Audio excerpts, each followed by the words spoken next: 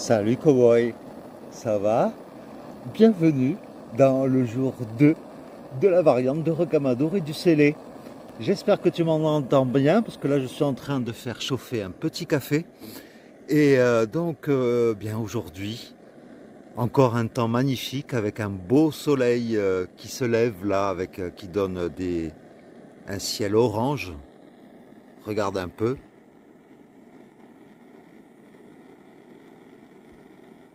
Ouais, ça rend pas aussi bien à la caméra. Mais bon, voilà, donc aujourd'hui, nous allons faire. Là, il est quand même, on s'est levé à 6h moins le quart. Je pense qu'on va partir vers 6h30, 7h moins le quart. Ça sera déjà un peu mieux que hier. Mais en plus, par rapport à hier, on va faire un petit peu moins de kilomètres. Aujourd'hui, on va faire normalement 18-20 kilomètres maximum. Et ce qui fait que demain, on sera à 18-20 kilomètres de Rocamadour. Donc, tu vois, ça va vite, hein. En 3 jours, on sera rendu à Rocamadour. Donc, eh bien, voilà. Donc, je déguste mon café et le thé de Sophie qui est en train d'arriver. Et puis, oui, les filles, ça met un peu plus de temps à se préparer, mais c'est normal. Et puis voilà, donc je te laisse avec Sophie qui arrive.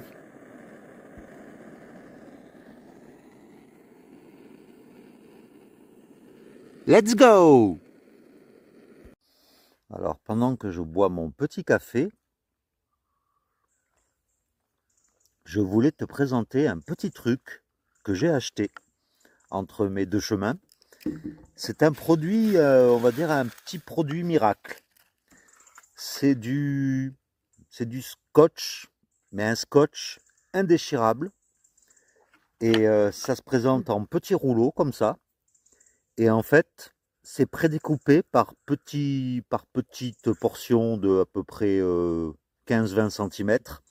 Et avec ça, tu peux réparer un tuyau qui fuit chez toi, mais surtout en bivouac, tu peux réparer ta toile de tente, par exemple, et c'est hyper solide. Ça, une fois, ça colle hyper bien. Par contre, une fois que tu l'as posé, il faut être sûr de ton truc une fois que tu l'as posé, mais ça colle hyper bien.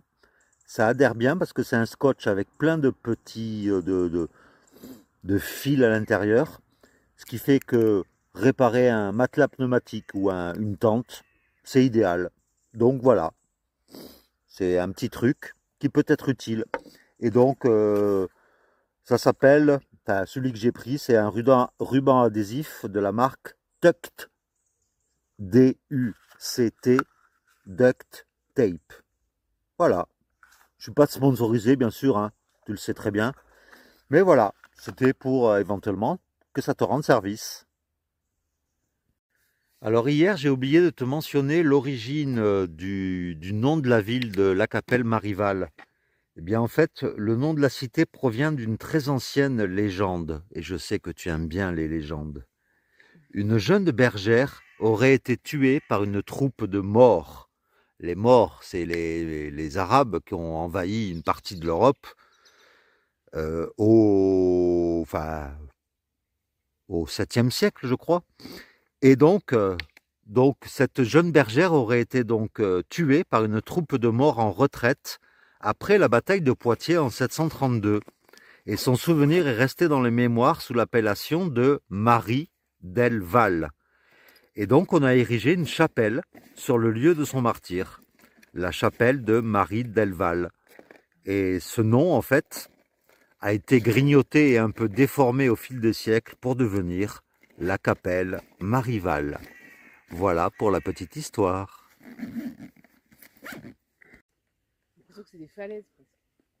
Regarde, le jour se lève.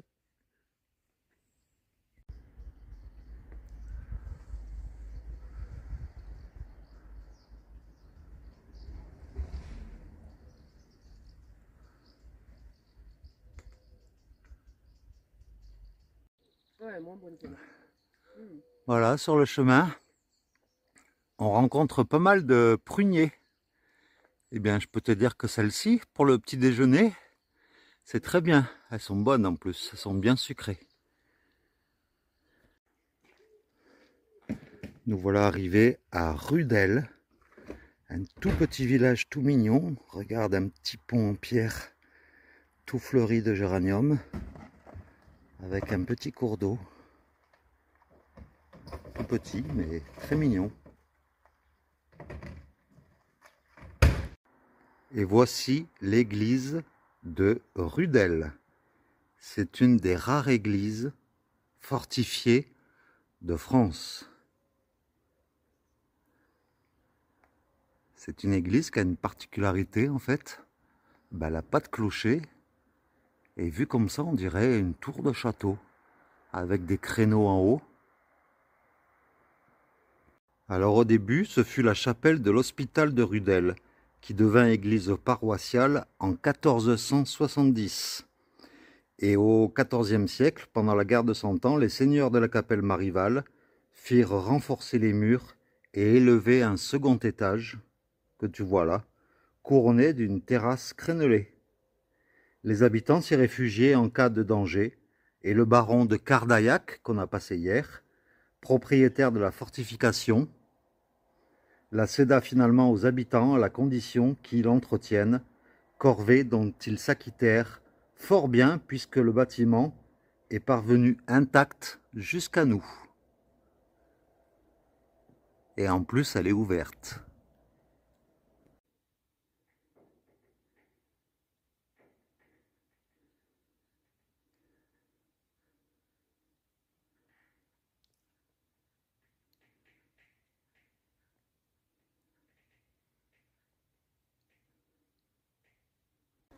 Eh bien voilà, après le village de Rudel, qui a un petit passé que je t'ai expliqué, le prochain village important c'est Thémines.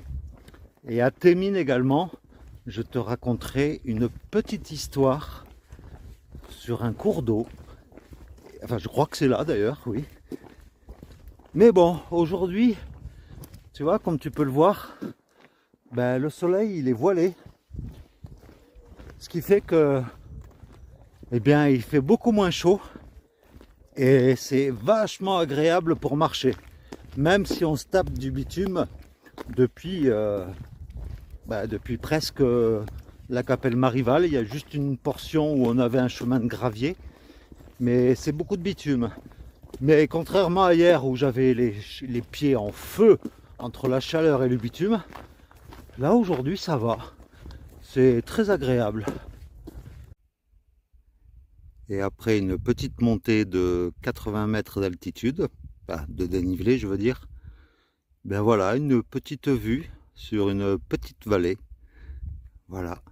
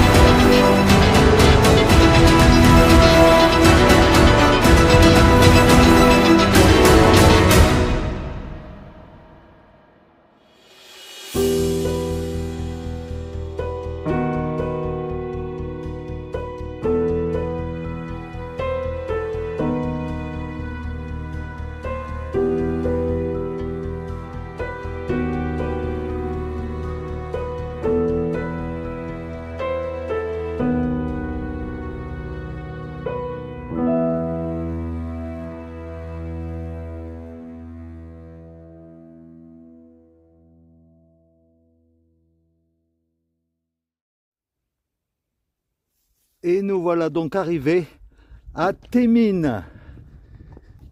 Donc c'est un village où on va pouvoir se poser pour boire un coup. Ça tombe bien, le soleil vient d'apparaître.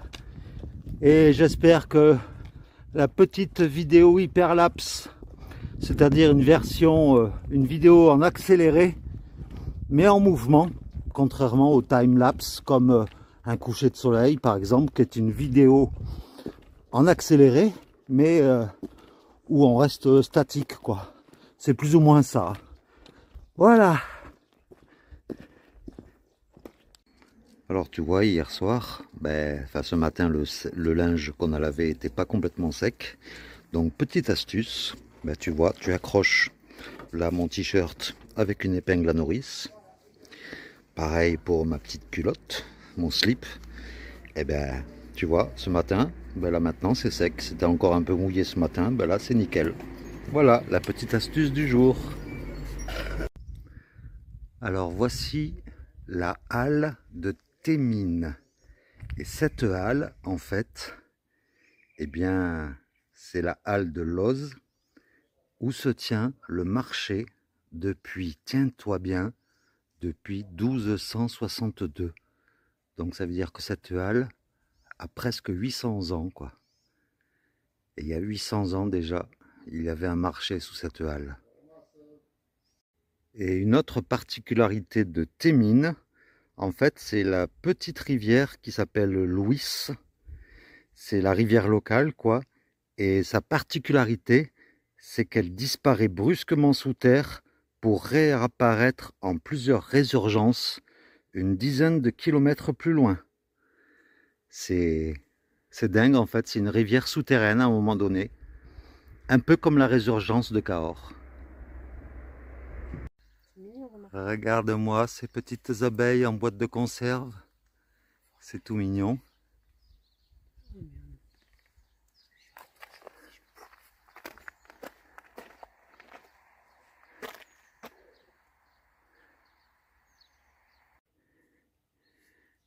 Un petit troupeau de moutons qui se mettent sous l'arbre. Et bien dans le lot, il y a un petit mouton noir, enfin un petit mouton comme le vilain petit canard, le seul qui est marron.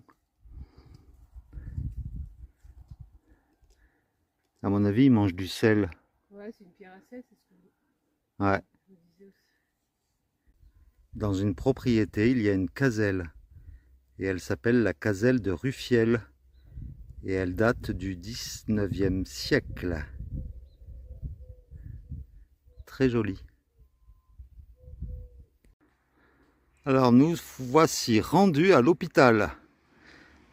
T'inquiète, on est en bonne santé. C'est juste le nom du village. Et ça tient son nom d'un ancien hôpital qui figurait dans ce petit village. Et c'était un hôpital pour pèlerins de passage. Donc tu vois, on reste toujours dans l'esprit du pèlerinage de Compostelle. Alors nous sommes dans le petit village de Isandolus et il y a un site martyr de Gabaudet.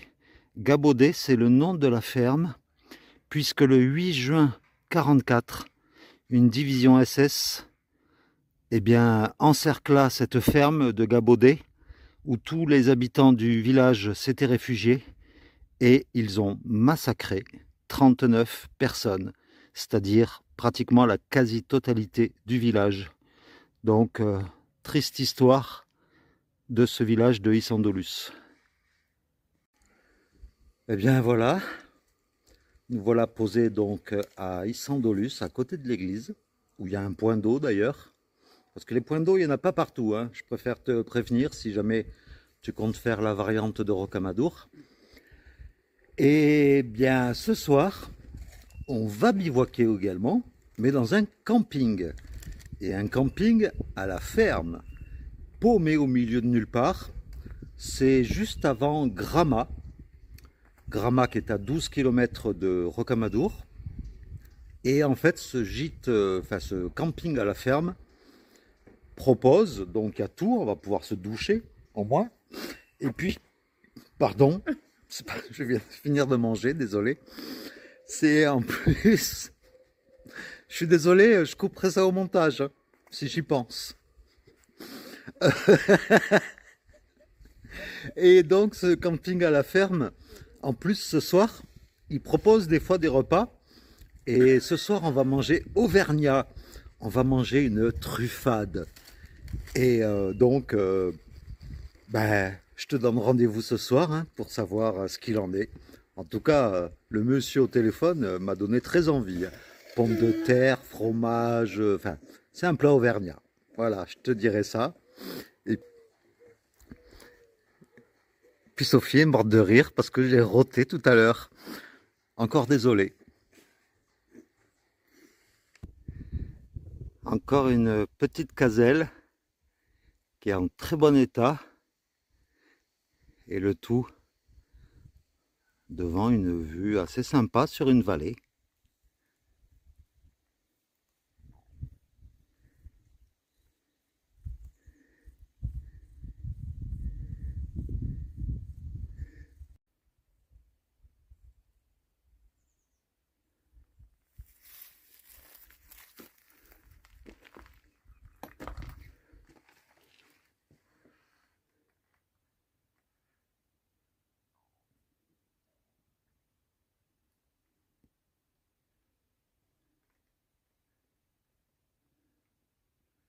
C'est quand même bien foutu la construction.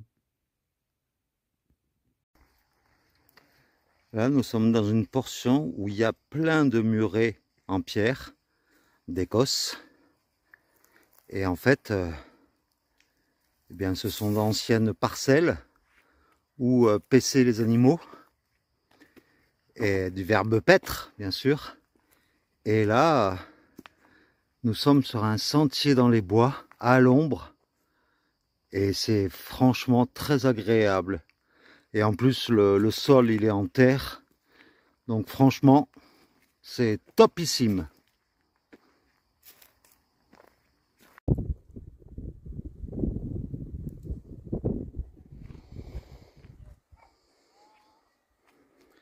Nous voilà arrivés donc au camping de la Ferme en Paille.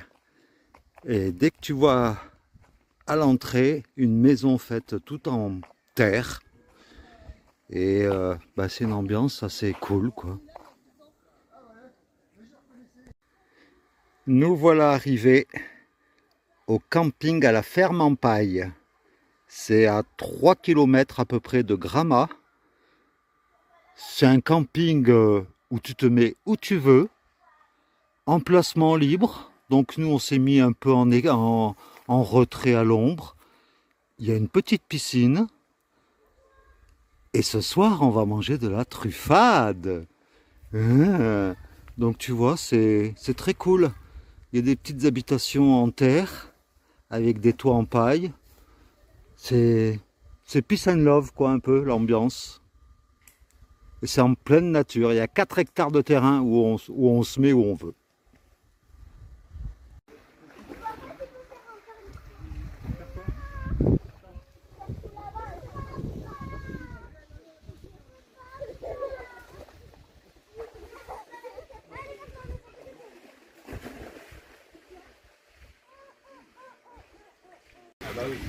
Eh bien voilà, je suis dans la piscine du camping et franchement ça fait vachement de bien avec la chaleur qu'il fait.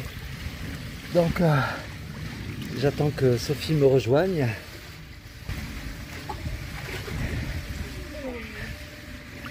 Vas-y, jette-toi à l'eau. Eh bien, c'est dans cette ambiance mais vraiment cool ici. Donc que je vais te laisser pour aujourd'hui. Comme ça en même temps, eh bien tu auras la vidéo, je l'espère, assez tôt ce soir. Et puis bien nous on va un peu feignanter. On va récupérer de notre journée. À 17h30, on ira à l'épicerie pour s'acheter une petite bière, hein, pour l'apéro. Et puis après le repas, donc je te montrerai des images éventuellement du repas, mais demain, dans la vidéo de demain. Voilà, ben je te fais de gros bisous. J'espère que cette vidéo t'aura plu, hein, je pense. Oh, le gros pépère. Et puis, ben je te dis à demain alors, pour la 3e journée. Demain, ah ouais, demain, on arrive à Rocamadour. Donc c'est une journée assez importante, hein, parce que c'est quand même une très belle cité. Pour le pèlerinage et une cité médiévale. Donc moi je serai toi, je serai au rendez-vous. Enfin voilà. Donc ben, plein de gros bisous. Merci pour ta fidélité. Et puis eh ben, je te dis à demain. Et puis n'oublie pas que si tu crois que l'aventure est dangereuse, eh bien essaye la routine. Elle est mortelle. Allez, ciao. Un vieux four à pain qui est construit mais tout en terre. Ça c'est cool. Et puis voilà. Puis là ce soir, ça sera la truffade. Voilà. À demain.